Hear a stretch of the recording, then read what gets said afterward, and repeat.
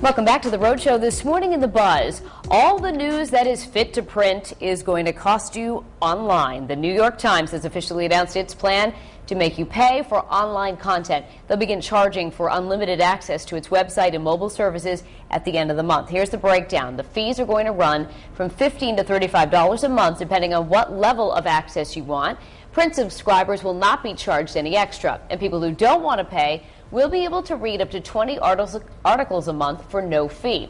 Here in Rhode Island, meantime, the Newport Daily News already charges for their online content, and they initially did have success increasing circulation.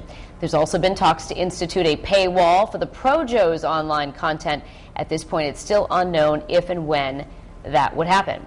All right, so guys, let's talk a little poll here about would you pay for a newspaper's online content? Never. TJ? Really? Shocked.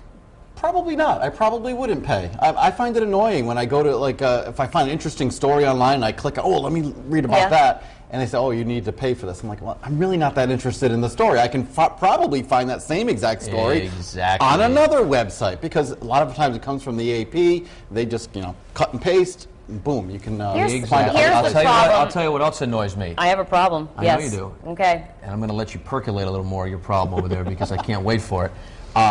When I get to a website and it says you need to register first and it's free, and they just want your email address, I even get annoyed at that. Yeah. I just want to read. I know exactly what you mean. And it's not even you get to read 3 articles, articles, and then you get this one page, and say, all right, bye-bye. All right. Here's the problem, though, guys, all right? So journalism's going to start to go by the wayside, and our jobs, hello? Not true. And I'll tell you why. No, listen to me. Have you seen what's happened to our own? Change. I don't know. It is changing, and with that change, now everything is free. So how can journalists continue to do their job and editors and everybody else get a paycheck if everything is going to be free online? It doesn't make sense.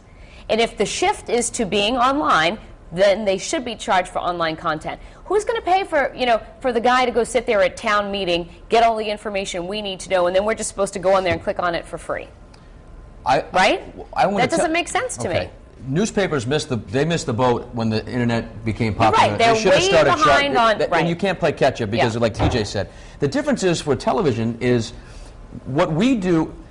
Our website, it doesn't cost our station extra money for our website, because what we do on TV is transferred to our website. Okay, but as you know, newspapers are a dying breed. But there's still, the journalists are still going out there to do their job and everything like that. What I'm saying about TV is, you said about our job is that the web content is always going to be needed. And as far as TV is concerned, I think web content is a bonus, because you can transfer something that, like when we do, like when TJ does a 3-minute forecast on TV. If they want to find more about TJ, he could do a 45-hour forecast on the internet and get more stuff. Well, right, but you know what I mean? There's no time limit, and I just think newspapers missed the boat. But I have to say though, not everything can be free. Not everything can be free on the internet. That's what advertising revenue is for. You see all those ads lined up on the side of the paper. Yeah, but the problem is though, is that the paper has become so small that advertisers don't want to advertise there anymore. So now the paper is becoming an online newspaper, right?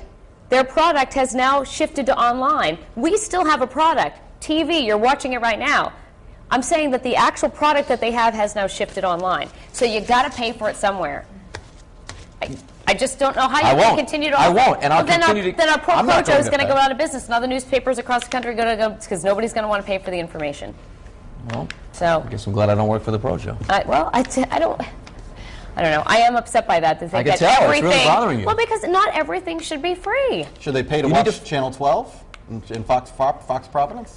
Well, again, it's a different sort of formula, though, the way we make our money versus the way they make their money. Listen, you need to adapt to the changes in the business environment. You just need to do it. That's what I'm saying they're doing. And if they don't get paid for it, they go out of business. Well, because you know what? They should have done it to start with, because then everybody would have been used to paying for stuff online like they were used to paying for the newspaper to be delivered to their house every day of the week. Well, I think the debate will continue off the set today. I think they missed the boat. All right.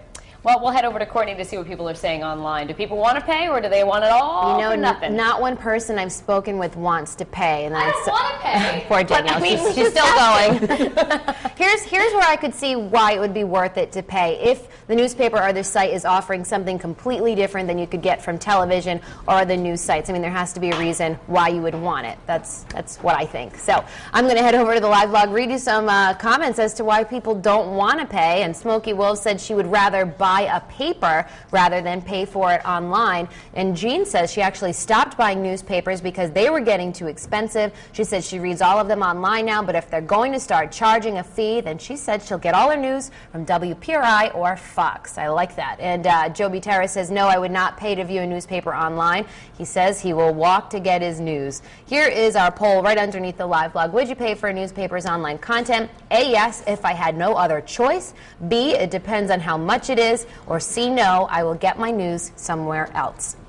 We have a few comments so far on our Facebook page. Everybody says no, and Sandra Alfaro says, to pay for online newspapers, I would rather watch the news on TV. At least it's more current than a newspaper. But if there are folks out there who maybe are already paying for some subscriptions online or are planning on paying, we'd love to hear from you and read some of what you have to say. But